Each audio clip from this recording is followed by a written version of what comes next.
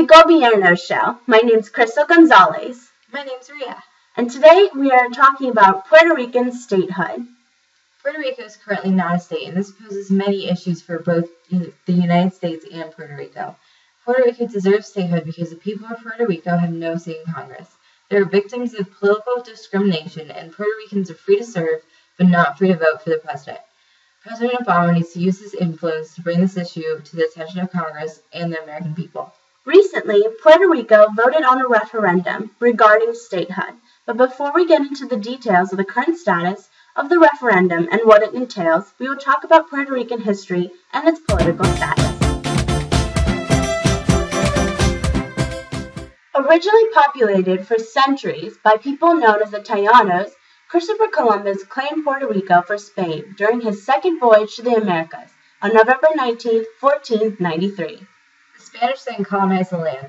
The population was forced into slavery and mostly wiped out due to disease and other hardships. Spain possessed Puerto Rico for over 400 years. In 1898, Spain gave U.S., Puerto Rico, and the Philippines because of its defeat in the Spanish-American War under the Treaty of Paris in 1898. Puerto Rico is currently a territory of the United States of America and has been since then.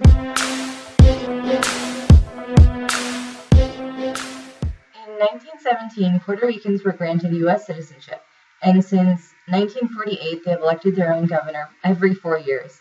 In 1952, Puerto Rico developed a constitution. Puerto Rico does not have a democratically elected bicameral legislature, but the United States Congress legislates many important aspects of Puerto Rican life. The islanders may not vote in U.S. presidential elections because the territory is not a state, but they can vote in presidential primary elections. Puerto Ricans who become residents of the United States can vote in presidential elections.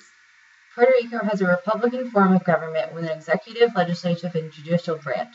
The people of Puerto Rico do not have full protection under the United States Constitution. Puerto Rico's head of state is the President of the United States. The governor of Puerto Rico, currently Alejandro Garcia Padilla, heads the executive branch. Puerto Rico is represented in the United States Congress by a non-voting delegate, who is currently Pedro Pedillas. Well, viewers, now it's time for a short break. Please enjoy ads from our sponsors. Up above the treetops, through fern-covered mountains and over rain-fed streams, we'll teach you how to fly. We do adventure better!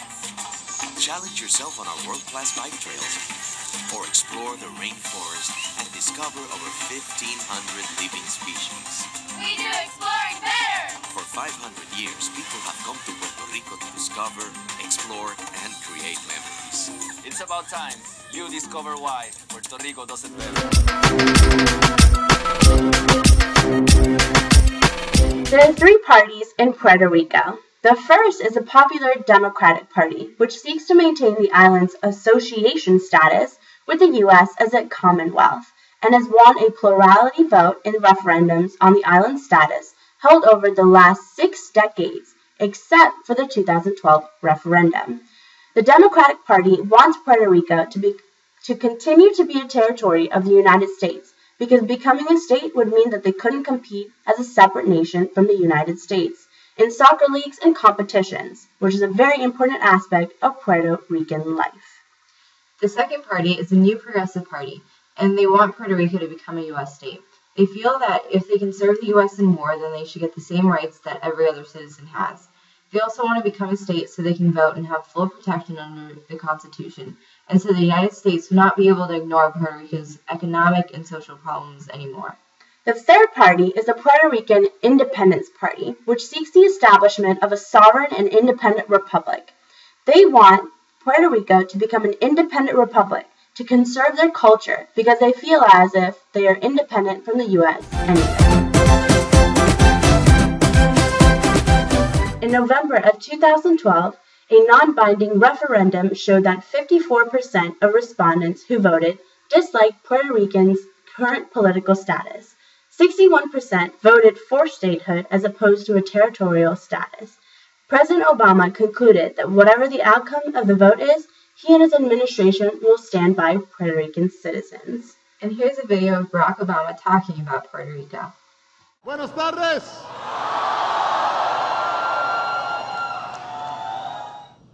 First of all, we've addressed the question of political status.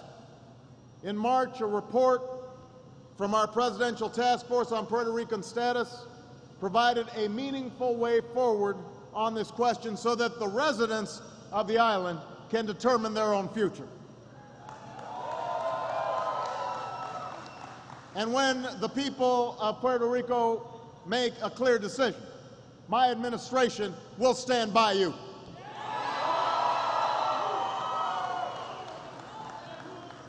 I also know that there are plenty of other issues that the island is facing. When President Kennedy was here, he addressed the relationship between Washington and San Juan. And he also spoke about tackling what he called the difficult problems of education and housing and employment. In that same spirit, we've been trying to make sure that every family on the island can find work and make a living and provide for their children. That's why our economic plan and our health care reform included help for Puerto Rico. Muchas gracias. Thank you very much. Thank you.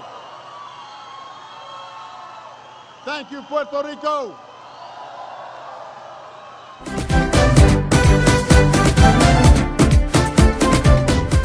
On December 11, 2012, Puerto Rico's legislature passed a concurrent resolution to request the President and the United States Congress to take action on the November 6th referendum results. In December of 2012, President Barack Obama said that the majority has spoken in favor of statehood and urged Congress to take action. As of January 3rd, the White House declined to fully endorse a push by Puerto Rico to become the 51st state, saying that results of the November referendum were not clear and should be studied further by Congress. Some people believe that if Puerto Rico became a state, it would cause higher taxes to all American citizens. But currently, Puerto Rico costs the United States over $9.7 billion yearly, currently due to the high unemployment rates and a failing economy. Looking at Hawaii and Alaska as examples, both their economies grew substantially after being admitted to the Union and became net contributors to the U.S. Treasury. Based on studies conducted by noted economists, it is projected that Puerto Rico as a state will actually contribute to, rather than be dependent on, the U.S. taxpayer. So if Puerto Rico was admitted, they would add up to $2 billion to the U.S. Treasury due to federal personal income taxes. Puerto Rico needs our help because its public debt is currently $46.7 billion. The unemployment rate is 15.9%. Puerto Rican statehood would ultimately help the American economy and give Puerto Ricans the full protection they deserve under the United States Constitution. Puerto Ricans have been waiting over 100 years for equal treatment. That is a long time to wait. No other U.S. territory has been held in limbo for that length of a time. Commonwealth status was never meant to be permanent, some argue. It was meant to be a transitional step. With that being said, Puerto Rico deserves statehood because its people of Puerto Rico have no say in Congress. They are victims of political discrimination, and Puerto Ricans are free to serve but not free to vote for their president.